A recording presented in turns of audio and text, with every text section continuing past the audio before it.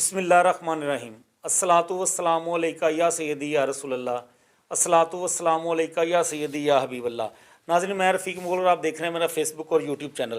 آج دو بڑی اہم چیزوں پر بات کریں گے۔ ایک تو عمران خان پر جو قاتلانہ حملہ کیا گیا تھا وزیر آباد میں،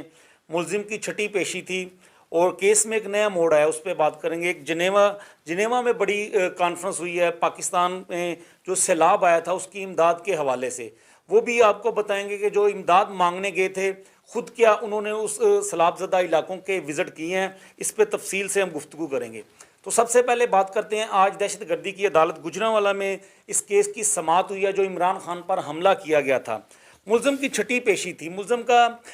پولی گرافی ٹیسٹ جو ہے وہ بھی ہو چکا ہے، اس کے علاوہ فرانسک جو ہے وہ بھی کروا لیا گیا ہے۔ کافی تفتیش جو ہے وہ مکمل ہو چکی ہے کافی حد تک۔ اس پر آج جو ملزم کی جانب سے وکیل پیش ہوئے تھے انہوں نے 6 درخواستیں دائر کی ہیں آج ایک دن میں ہی۔ 6 درخواستیں ایسے کبھی بھی پہلے دیکھنے کو نہیں ملا کہ کسی بھی کیس کی سماعت ہو اور آدھی درجن درخواستیں جو ہیں وہ دائر کر دی جائیں۔ ہو سکتا ہے اس کے پیچھے کوئی اور محرکات ہوں، وہ آنے والے دنوں میں پتہ چل جائے گا، مگر آج جب سماعت ہوئی تو انہوں نے 6 درخواستیں دی۔ ایک تو انہوں نے کہا کہ اگر ملزم کا پولی گرافی ٹیسٹ ہو سکتا ہے تو جو زخمی ہوئے ہیں چیئرمین پاکستان تحریک انصاف کے عمران خان سمیت دیگر لوگ، ان کا کیوں نہیں ہو سکتا، تو ان کو بھی جی آئی ٹی کو حکم کیا جائے کہ وہ ان کا بھی پولی گرافی ٹیسٹ جو ہے وہ ضرور کروائے۔ اس کے علاوہ سینیٹر اعجاز چودھری جنہوں نے ٹویٹ کیا تھا جب عمران خان پر یہ حملہ کیا گیا تھا، تو سینیٹر اعجاز چودھری کا موبائل لیا جائے۔ اس کے علاوہ جتنے بھی زخمی لوگ ہوئے تھے ان تمام کے موبائل فونز لے کر ان کا بھی فرانسک جو ہے وہ کروایا جائے۔ اس کے علاوہ جو زخمی تھے ان کی میڈیکل رپورٹ ابھی تک جو ہے وہ ملزم نوید کے ورثاء کو نہیں دی گئی، وہ رپورٹس جو ہے وہ بھی اس کے ورثاء کو جو وہ دی جائے۔ اور اس کے علاوہ یہ بھی انہوں نے کہا کہ 3 ماہ سے ان کی فیملی جو ہے وہ عدالت کے باہر دھکے کھا رہے ہیں، اتنی شدید سردی میں وہ آتے ہیں لیکن انہیں ملاقات نہیں کرنے دی جا رہی، تو یہ انسانی حقوق کی خلاف ورزی ہو رہی ہے، تو ان کو بھی ملاقات کی اجازت دی جائے۔ یہ تمام چیزیں جو ہیں وہ آج سامنے رکھی گئی ہیں عدالت کے۔ تو عدالت نے اس کیس کی سماعت کی تو یہ 19 جنوری کو تمام ریکارڈ جو ہے وہ جی آئی ٹی سے طلب کر لیا ہے، جواب طلب کیا گیا ہے۔ جی آئی ٹی بھی اس پر اپنا جواب جو ہے وہ طلب کروائے کہ کیا جو زخمی ہوئے ہیں ان کا پولی گرافی ٹیسٹ کروانا ضروری ہے یا نہیں، یا جس طرح ان کے زخمیوں کے موبائل فون کا فرانسک کا مطالبہ کیا گیا ہے ملزم نوید کے وکیل کی جانب سے، کیا وہ بھی کروانا آئین اور قانون کے مطابق درست ہے یا نہیں۔ تو 19 جنوری تک اس کیس کی سماعت جو ہے وہ ملتوی کی گئی ہے اور ان سے جواب طلب کیا گیا جی آئی ٹی سے۔ اور یہ بھی الزام عائد کیا ہے ملزم نوید کے وکیل نے کہ جی آئی ٹی جو ہے وہ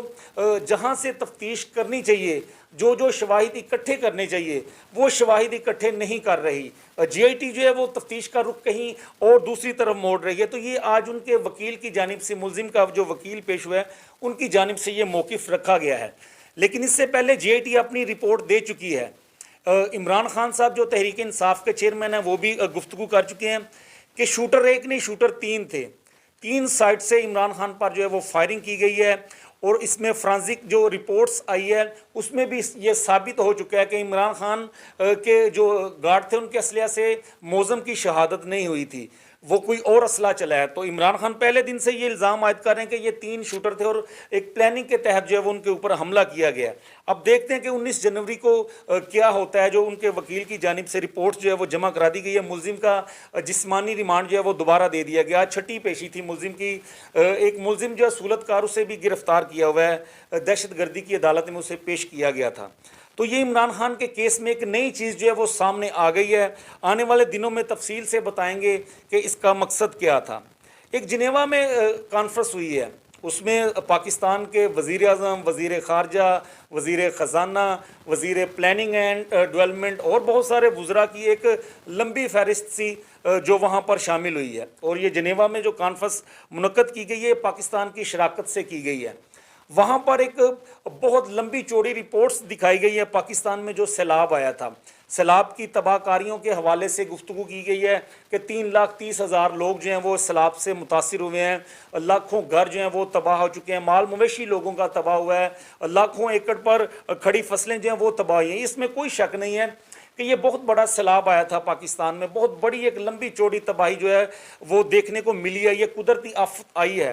لیکن جس طرح سے ایک صف میں تمام لوگ وہاں پر ہمیں آج نظر آ رہے تھے اور وہ بڑا ایکسپلین کر رہے تھے کہ کہاں کہاں پہ کیسے کیسے سیلاب کی وجہ سے تباہی آئی ہے ہمارے ملک میں، لیکن بدقسمتی یہ ہے کہ یہ لوگ خود کئی ماہ سے وہاں پر نہیں گئے۔ جب سے سردیوں کا آغاز ہوا ہے، ہمارے وزیر خارجہ صاحب تو ویسے ہی پاکستان میں نہیں تھے، یہ غیر ملکی دوروں پر تھے، 2 ارب کے قریب یہ اپنے سرکاری دوروں پر خرچ کر چکے ہیں، مگر وہ سردیوں میں وہ لوگ ٹھٹر رہے ہیں۔ وہاں پر حاملہ عورتوں کی ان کا کوئی پرسان حال نہیں ہے، لوگ کھلے آسمان تلے اپنی زندگی گزار رہے ہیں، مگر یہ جناب وزیر خارجہ صاحب جو ہیں یہ یورپ کے دورے کر رہے ہیں، دیگر ممالک کے دورے کر رہے ہیں۔ آج وہاں پر وہ بڑی معصومیت سے بتا رہے تھے کہ وہاں پر کیا کیا ہو رہا ہے، کتنے نقصانات ہوئے ہیں، لیکن خود جانے کو ان کا جو ہے وہ انہیں ٹائم نہیں ملا۔ چند 100 کلومیٹر کے فاصلے پر ہے کراچی سے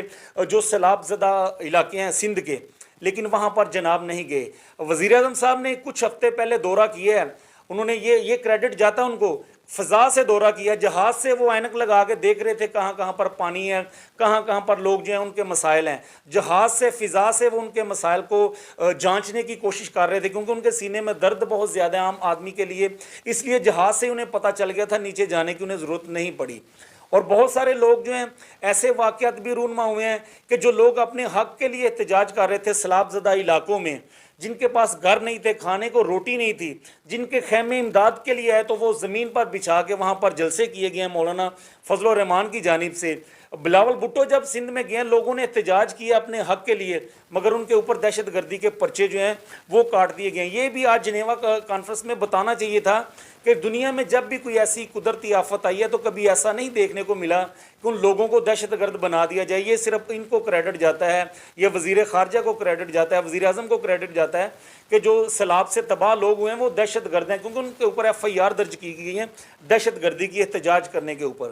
تو ایسی بہت ساری یہ وزراء، وزیر خزانہ صاحب آج تک سیلاب زدہ علاقوں میں نہیں گئے۔ وزیر جو ڈیولپمنٹ پلاننگ اینڈ ڈیولپمنٹ تھے انہیں کئی ماہ ہو چکے ہیں وہاں پر نہیں گئے، جنہوں نے کیا پلاننگ کرنی ہے کہ وہاں پر ڈیولپمنٹ کیسے کی جائے گی، وہاں پر کیا کیا تباہی آئی، لیکن وہاں پر جنیوا میں یہ تمام لوگ پورا جہاز بھر کے جو ہے یہ وہاں پر ضرور گئے ہیں۔ تو ناظرین یہ بڑی اہم چیزیں تھیں، یہ پوری دنیا دیکھ رہی ہے۔ امداد کا اعلان کیا، وہاں پر انہوں نے یہ کہا کہ 16 ارب ڈالر جو ہے وہ فوری طور پر پاکستان کو دیے جائیں تاکہ پاکستان وہاں پر ڈیولپمنٹ کے کام جو ہے وہ کر سکیں، لیکن دنیا نے ابھی فرانس نے اور 1-2 ممالک نے ذاتی طور پر کچھ ڈالرز جو ہیں وہ 50 کروڑ ڈالر دینے کا اعلان کیا اور 1-2 ممالک نے کیا ہے، اور دنیا جو ہے وہ دیکھ رہی ہے اور ان کو ایک بھی پیسہ دینے کو وہ تیار نہیں ہے۔ اتنی درد بھری ویڈیوز وہاں پر دکھائی گئی ہیں، لیکن وہ لوگ ابھی بھی ان کے اوپر اعتماد نہیں کر رہے، ان کے ماضی کو سامنے رکھتے ہوئے۔ جس طرح پہلے سے سیلاب زدہ علاقوں کو انہوں نے لوٹا ہے، سیلاب کی امداد کو لوٹا ہے، زلزلے میں جو امداد آئی تھی ان کو کس طرح سے دونوں ہاتھوں سے لوٹا گیا ہے۔ ابھی ریسنٹلی مولانا فضل الرحمان کے جلسے کے جو مناظر جو ہیں یہ بھی ان لوگوں نے دیکھے ہیں کہ خیمے کس طرح زمین پر بچھائے تھے، مگر لوگ سردی میں ٹھٹر رہے تھے، ان کا کوئی پرسان حال نہیں تھا۔ تو دیکھتے ہیں کہ آنے والے دنوں میں ان کے ساتھ مزید کیا ہوتا ہے، لیکن آج وہاں پر بڑی درد بھری کہانی سنائی گئی ہے جو لوگ خود ان علاقوں میں نہیں گئے۔